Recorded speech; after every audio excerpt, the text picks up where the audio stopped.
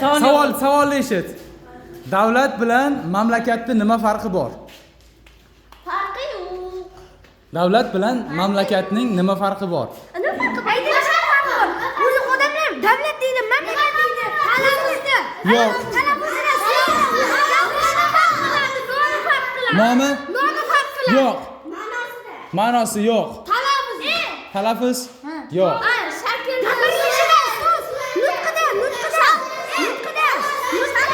To'xtachi. So'zida yo'q. Nutqida. Nutqida ustoz. Nima gap? Nima javob? Chon, ha? Harfida. Harfida? Yo'q, harfida emas. Nutqida. Yo'q. Davlat bilan mamlakatda nima farqi bor?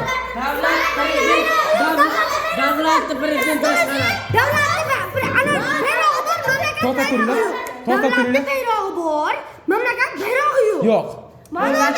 Davlatni prezident boshqaradi. Ana nima poytaxtni hokim boshqaradi. Yo'q. Davlatda ism ham qo'yiladi, mamlakatda joyi ham.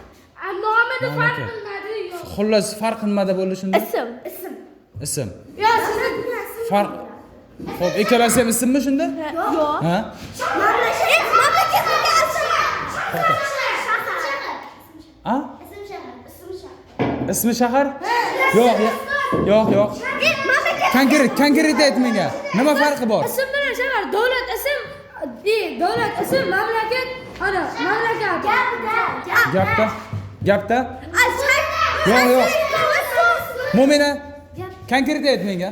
Davlat bilan mamlakat nima farqi bor? ism ham qo'yiladi, mamlakat bu joy deb. Yo'q. Ustoz, mamlakatiga ism. Xo'p. Ishlatilishida? Yo'q. Javob aytaymi? Ustoz, davlat bilan davlat ichidagi mamlakat bo'ladi. Yo'q. Javob aytaymi? Davlatda nomer yo'q. Javobini kommentariyada yozib ketamiz. Xo'p, javobi eshitinglar. Davlat o'g'il bolaning ismi, mamlakat qiz bolaning ismi.